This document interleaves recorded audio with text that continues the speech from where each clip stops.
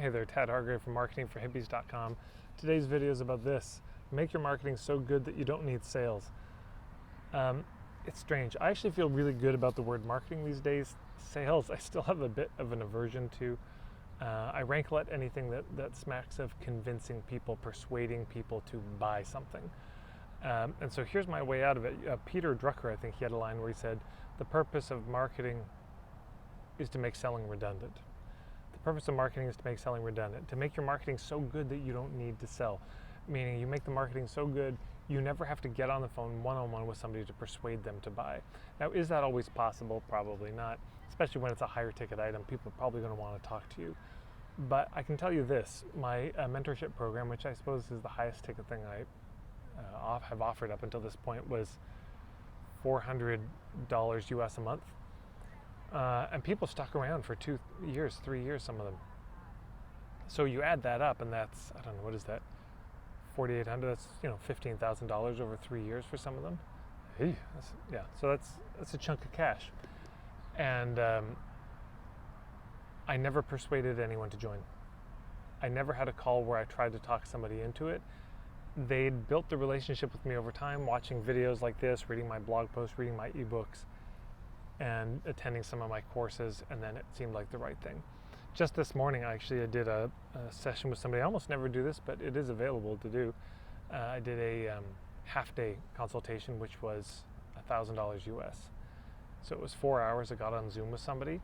They approached me to do it. They asked me, is there a way, you don't have your mentorship thing, and is there a way we could do like a half day with you? And I said, yeah, here's the rate for it. They signed up. They sent me the money.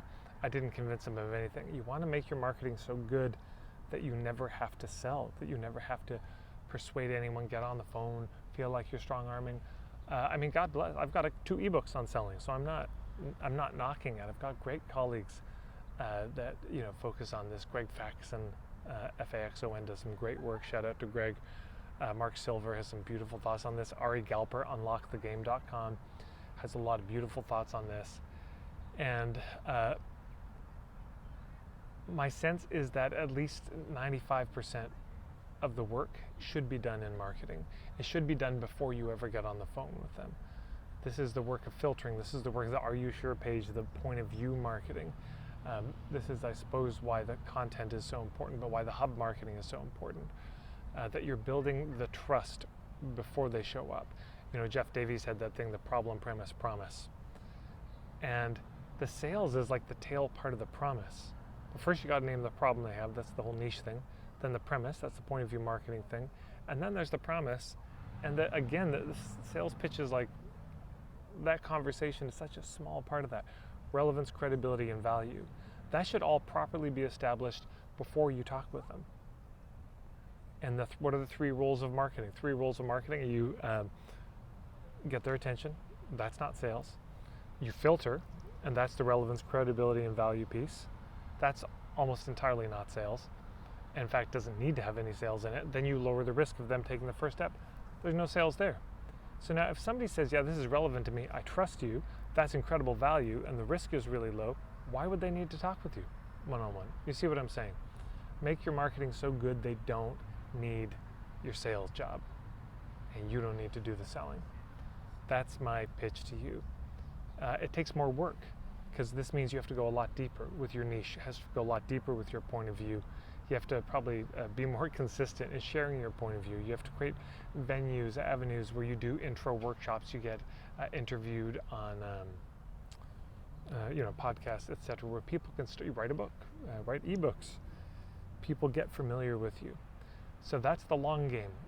Now in the short game, yeah, you may need to talk with people one-on-one and have those conversations, but even then I'd be approaching those conversations as, what can you learn from that you could put into your marketing, so you wouldn't need to have so many conversations. I see so many coaches out there who they do all these discovery calls, and I say, well, what's the conversion rate you've got of people who have the call to people who sign up? Oh, maybe 3 out of 10.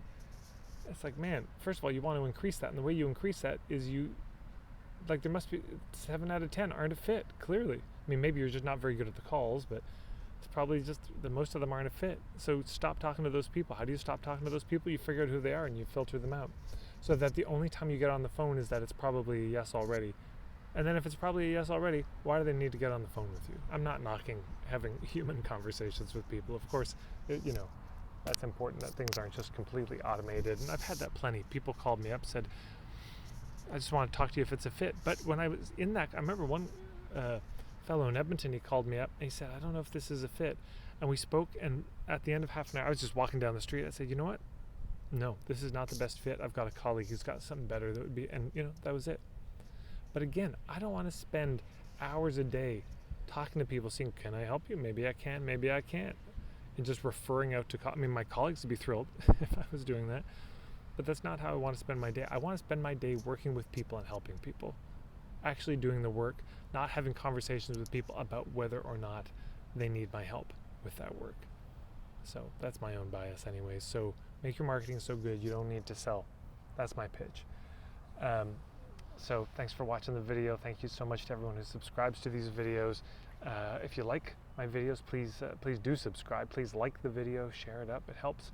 Marketingforhippies.com is my website. I'm on Facebook. And I think that's all I got to say today. Thanks, everyone.